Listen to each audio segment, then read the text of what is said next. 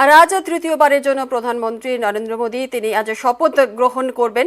আর তার আগে আজ সকালেই রাজঘাটে প্রধানমন্ত্রী নরেন্দ্র মোদী রায়সিনা হিলসে আজ প্রধানমন্ত্রী পদে শপথ নেবেন নরেন্দ্র মোদী। সন্ধ্যে 7:15 নাগাদ মোদীকে শপথ বাক্য পাঠ করাবেন রাষ্ট্রপতি দ্রৌপদী মুর্মু। তার আগে আজ সকালে রাজঘাটে নরেন্দ্র মোদী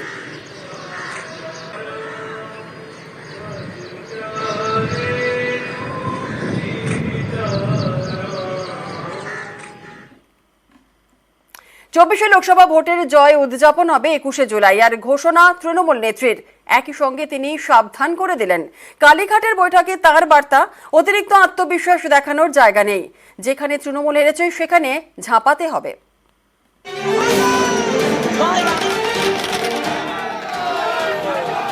21-এর পর 24-এও বাংলায় সবুজ ঝড়। লোকসভায় তৃণমূলের সদস্য সংখ্যা 22 থেকে বেড়ে 29। আগামী 21শে জুলাই এই জয় উদযাপন করবে তৃণমূল। সবাই মিলে যেন শান্তিতে ঐক্যবদ্ধভাবে বাংলা যেভাবে আগে চলছিল সেভাবেই যেন চলে।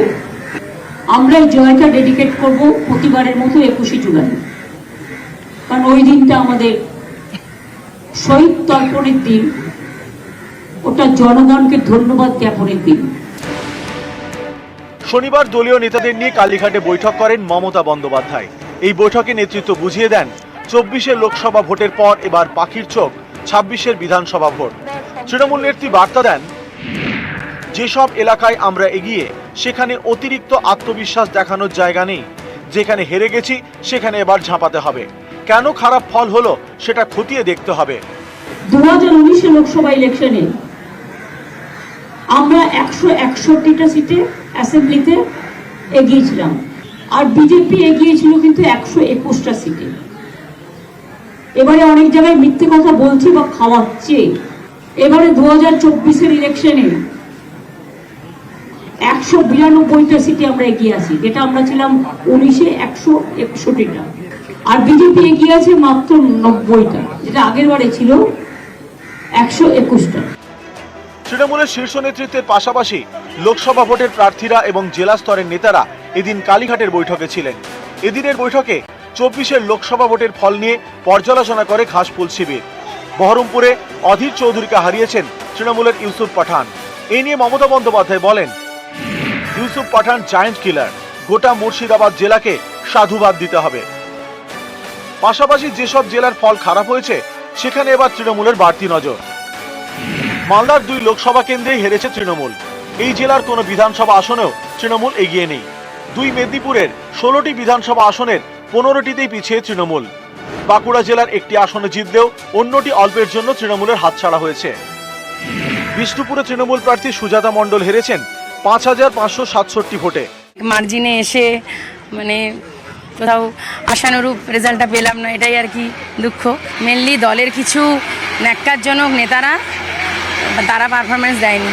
বিষ্ণুপুর কেন্দ্রে সুজাতার হার নিয়ে এদিনের বৈঠকে মমতা বন্দ্যোপাধ্যায় বলেন, সুজাতা অল্প ব্যবধানে হেরে গেল, ও কিন্তু দারুণ লড়াই দিয়েছে। বাঁকুড়ার প্রার্থী অরূপ চক্রবর্তীর বিষ্ণুপুরের দিকে নজর দেওয়া উচিত ছিল।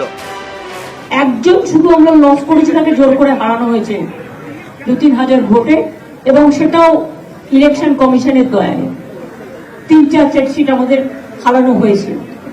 যেমন আপনারা যদি মেদিনীপুর পূর্বের রেজাল্ট দেখেন, টোটালটাই লুট করা হয়েছে। ডিএম চেঞ্জ করেছে, আইসিপিও চেঞ্জ করেছে, পুলিশের সেন্ট্রাল ফোর্স দিয়ে টোটালটাই রিপ করা হয়েছে। মনে হচ্ছে যেন একটা আইসোলেটেড লুটেরা দ্বীপ তৈরি হয়েছে, লুট করবার, টাকা পয়সা থেকে শুরু করে জনগণের ভোট। শনিবারের এই বৈঠকেই সংসদের নেতা ঠিক করেছে তৃণমূল। লোকসভার দলনেতা সুদীপ বন্দ্যোপাধ্যায়, ডেপুটি লিডার কাকলি ঘোষ দস্তিদার, মুখ্য সচেতক কল্যাণ বন্দ্যোপাধ্যায়। রাজ্যসভায় তৃণমূলের দলনেতা Derek O'Brien, deputy leader Sagarika Ghosh, মুখ্য সচেতক Nadimul Haque. News 18 Bangla.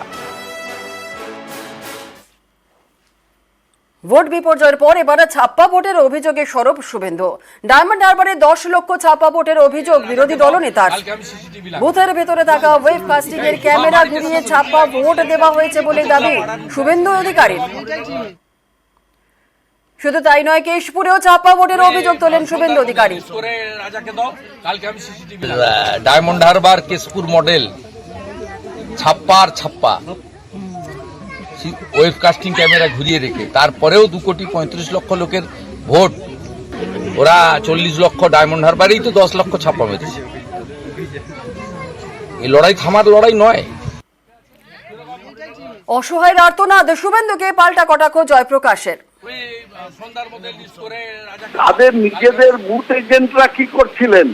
Election commission, কেন্দ্রীয় বাহিনী, নিজেদের অর্গানাইজেশন হারিয়ে ছাড়বো এইসব কথা তো বলে আজকে বলছেন ছাপ্পা ভোট হয়েছে 10 লক্ষ। এই যে ওয়েব কাস্টিং, সেটা কে দেখেছে? মুখ ওপরে করে কেউ থুতু ছড়ে শূন্যে, সেটা মুখের ওপরেই পড়ে। তা সেটাই হয়েছে শুভেন্দু অধিকারীর। বললাম তো, পরাজিতের আর্তনাদ।